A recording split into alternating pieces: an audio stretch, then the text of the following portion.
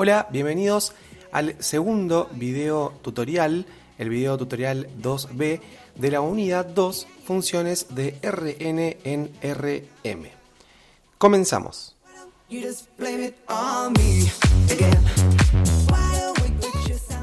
En el video anterior habíamos estudiado dos tipos de funciones, que son las que se agrupan bajo la denominación de funciones escalares, y que son las funciones escalares propiamente dicha y los campos escalares.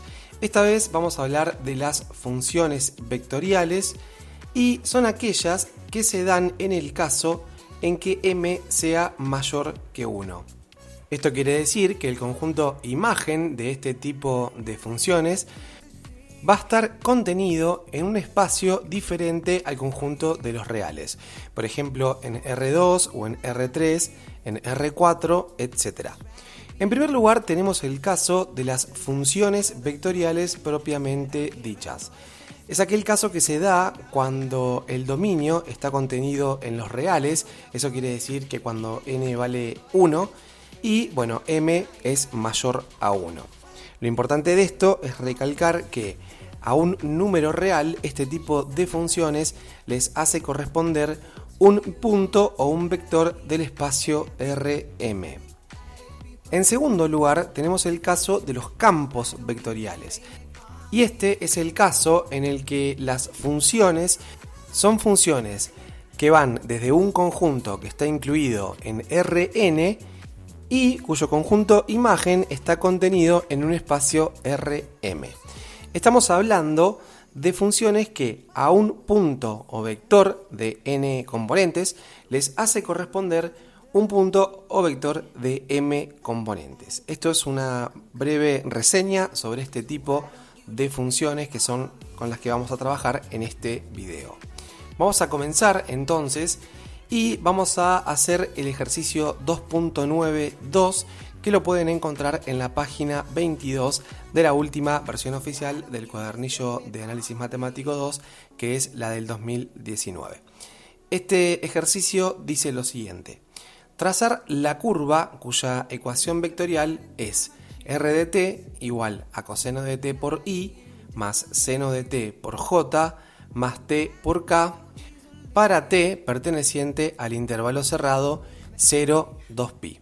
Vamos a analizar un poco esta función antes de realizar la representación gráfica que se está pidiendo, más que nada para comprender qué es lo que vamos a dibujar. En primer lugar, esta función es una función r de una sola variable t, con lo cual su dominio va a estar contenido en los reales. Y como podemos observar, las imágenes tienen la forma de vectores de tres componentes que se obtienen calculando la primera, el coseno del ángulo que se toma del dominio, la segunda, el seno del ángulo que se toma en el dominio y la tercera, el ángulo que se toma en el dominio. A los ángulos lo vamos a tomar entre el intervalo 0 y 2pi y este es el dominio de esta función vectorial que va de un conjunto incluido en los reales hacia un conjunto incluido en el espacio R3. Recordemos que lo que vamos a graficar no es la función vectorial en sí, sino que lo que se representa gráficamente es su conjunto imagen, que como ya hemos dicho, en este caso está contenido en el espacio R3, obteniendo así una curva en el espacio. Bueno, bien, vamos a comenzar.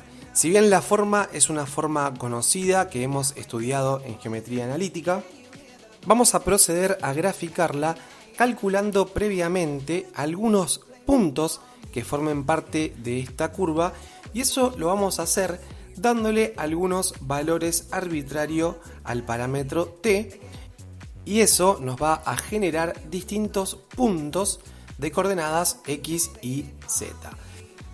Por supuesto que estos valores t lo vamos a obtener del dominio de esta función, que en este caso nos destaca el título o el enunciado del ejercicio, que es el intervalo 0, 2pi. Por ejemplo, si a t le damos el valor 0, x se va a obtener haciendo el coseno de 0, que vale 1. La y en este caso va a ser el seno de 0, que vale 0. Y la z, que es igual a t, vale 0. Con lo cual, el primer punto que vamos a marcar es el punto de coordenadas 1, 0, 0. Vamos a repetir lo mismo tomando para t el valor arbitrario pi sobre 6, que recordemos que corresponde al ángulo de 30 grados en sistema sexagesimal, y procedemos a calcular los valores de x, y z. Si hacemos el coseno de pi sobre 6 o el coseno de 30 grados, obtenemos raíz de 3 dividido 2. El seno de pi sobre 6 o el seno de 30 grados es 1/2. Y como z es igual a t, entonces obtenemos pi sobre 6. Con lo cual, ahora vamos a marcar este segundo punto, que es el de coordenadas raíz de 3 sobre 2, 1/2 pi sobre 6. Vamos a repetir lo mismo, por ejemplo, para el ángulo pi sobre 4, que corresponde al ángulo de 45 grados en sistema sexagesimal, y trabajando de la misma manera que lo hemos hecho previamente, obtenemos el punto de coordenadas raíz de 2 sobre 2, raíz de 2 sobre 2, pi sobre 4. Ahora lo hacemos para otro ángulo arbitrario, por ejemplo pi sobre 2, y obtenemos en este caso el punto de coordenadas 0, 1, pi sobre 2. Vamos a tomar ahora un último punto arbitrario, lo hacemos para t igual a pi, y obtenemos el punto de coordenadas menos 1, 0, pi. Y así, por supuesto, podríamos continuar hasta que t llegue al valor 2pi.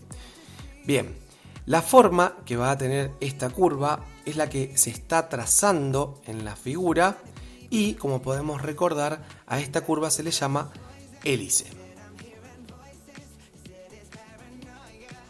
Pasamos ahora al segundo ejercicio. Vamos a hacer el ejercicio 2.9.3, también sobre funciones vectoriales, que nos pide lo siguiente: hallar una función vectorial cuya imagen quede representada por la curva intersección entre el cilindro de ecuación x cuadrado más y cuadrado igual a 1 y el plano y más z igual a 2.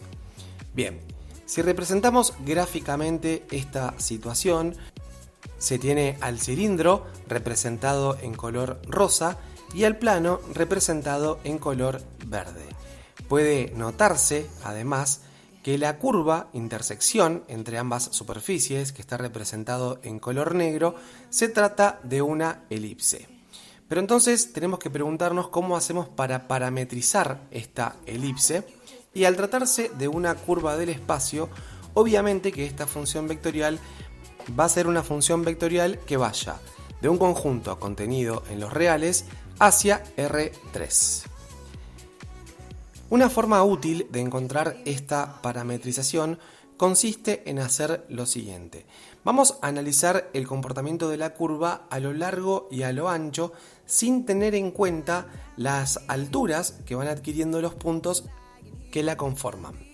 Para hacer esto, lo que podríamos imaginar es una proyección de esta curva sobre el plano XY, y allí nos daríamos cuenta de cómo se comporta esta curva en estas dos dimensiones.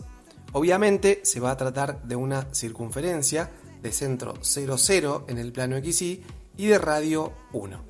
Con lo cual podemos ensayar su parametrización de la siguiente manera. A X y a Y la vamos a parametrizar de acuerdo a cómo se lo hace para una circunferencia del plano XY con estas características. Es decir, a X vamos a llamarlo coseno de t y a Y vamos a llamarlo seno de t. Recuerden que eso es la parametrización de una circunferencia del plano XY con centro en el origen y radio 1. Y ahora pensemos que las alturas de la curva que está dibujado en negro, es decir, de las elipses, quedan definidas por el plano dibujado en verde, es decir, aquel de ecuación y más z igual a 2. De esta ecuación resulta que z es igual a 2 menos y entonces, como y vale el seno de t, podemos escribir z igual a 2 menos el seno de t. Como se trata de una curva cerrada, obviamente vamos a pedir que t pertenezca al intervalo 0, 2pi para que se genere esta curva. Con lo cual, la función vectorial de ley f de t igual a coseno de t, seno de t, 2 menos seno de t, tiene como imagen a esta elipse que era lo que se nos pedía en el ejercicio. Pasamos ahora a otro ejercicio que es el 2.9.4. En esta oportunidad también vamos a trabajar con una función vectorial cuya ley es r de t igual a 5 menos t sobre t cuadrado, raíz de t menos 3, raíz de 4 menos t. En este caso, nuevamente estamos estudiando una función vectorial que va desde un conjunto incluido en los reales hacia R3. Y con esto estamos dándole respuesta al inciso A que nos pregunta el tipo de función. Es una función vectorial con dominio incluido en los reales y conjunto imagen incluido en R3. Y ahora vamos a hacer el inciso B que nos pide el dominio y la representación gráfica del dominio. Bien, vamos a pensar lo siguiente. ¿Cuáles son las condiciones que debe satisfacer esa variable t, que son los valores que vamos a tomar del conjunto de partida? En primer lugar, como la primera componente es 5 menos t sobre t cuadrado, es evidente que t deberá ser distinto de 0. Como la segunda componente es la raíz cuadrada de t menos 3, va a tener que ser t menos 3 mayor o igual que 0, para que la expresión raíz cuadrada tenga sentido. Y obviamente esto sucede si t es mayor o igual que 3. Entonces hasta ahora tenemos dos condiciones, que t sea distinto de 0 y que t sea mayor o igual que 3. Para la tercera componente tenemos la raíz cuadrada de 4 menos t. Bueno, nuevamente vamos a tener que pedir que 4 menos t sea mayor o igual que 0 y resolviendo esta inecuación resulta que t tiene que ser menor o igual que 4. Con lo cual nuestro dominio es el conjunto formado por todos los t del conjunto de los reales que cumpla estas tres condiciones. Es decir, que t esté entre 3 y 4, porque tiene que ser mayor o igual que 3 y menor o igual que 4, y que además sea distinto de 0. Pero bueno, obviamente todo número t que esté entre 3 y 4 va a ser diferente de 0, así que esa última aclaración no tiene sentido escribirla. Y entonces el dominio es finalmente el intervalo 3, 4. Vean cómo es importante conocer el conjunto donde el dominio está incluido, porque en este caso la representación gráfica obviamente va a ser sobre una recta real. Y acá en pantalla podemos observar el dominio de esta función vectorial. Vamos a analizar ahora el ejercicio 2.9.6. En este caso es un ejercicio sobre campos vectoriales y ahora vamos a analizar un poco la forma de este campo. Hay que representar el conjunto imagen del campo vectorial f raya de r raya igual a menos i por i más x por j para algunos puntos del dominio. En primer lugar, fíjense que las variables que entran en juego son la x y la y. Así que vamos a asumir que ese r raya que aparece entre paréntesis es un vector de dos componentes de componentes x y y. Y las imágenes, en este caso, también son vectores de R2, cuyas componentes son menos i, x. Bueno, a continuación lo que vamos a hacer es tomar algunos elementos del dominio, que dijimos que son de la forma x, y vamos a calcular sus imágenes, que son de la forma menos i, x. Fíjense que lo que sucede en este caso es que las imágenes se obtienen intercambiando las componentes del lugar y reemplazando a la y por su opuesto. Antes de comenzar a ver el gráfico, queremos aclarar que este campo vectorial no puede graficarse, porque como es un campo vectorial que va de R2 en R2, la gráfica no es posible de hacer. Lo que vamos a mostrar ahora es el conjunto imagen que se suele representar de la siguiente manera. Supongamos que tenemos este plano que se muestra en la pantalla y lo que vamos a hacer es tomar el punto de coordenadas 1, 0 como vector del dominio. Entonces en este caso x vale 1 e y vale 0. Si calculamos su imagen, deberíamos intercambiar de lugar el 1 con el 0 y entonces quedaría 0, 1 y calcular el opuesto de la primera, que como en este caso es 0, nos queda finalmente 0, 1. Bien, vamos a representar esta situación entonces dibujando al vector de componentes 0, 1, pero con origen en el punto 1, 0, que es el que se muestra en la pantalla. Vamos a hacer el mismo trabajo ahora para el punto 0, 1. Bien, la imagen la vamos a obtener intercambiando de lugar las componentes y nos queda 1, 0, pero recuerden que buscamos el opuesto de la primera, así que la imagen es menos 1, 0. Y entonces, con origen en el punto 0, 1, vamos a dibujar el vector de componentes menos 1, 0 como se muestra en la pantalla. Vamos a repetir el mismo procedimiento ahora para el punto de coordenadas menos 1, 0. Bien, hacemos lo mismo, intercambiamos las coordenadas y esto se hace así en este caso porque la ley lo dice. Y nos queda 0, menos 1.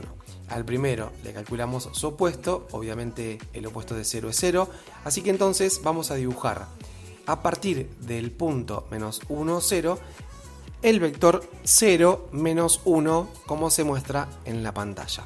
Vamos a repetir lo mismo para el punto de coordenadas 0, menos 1, intercambiamos las componentes y nos queda menos 1, 0 y ahora lo que vamos a hacer es calcular el opuesto de la primera, así que entonces a partir del punto 0, menos 1 trazamos el vector de componentes 1, 0.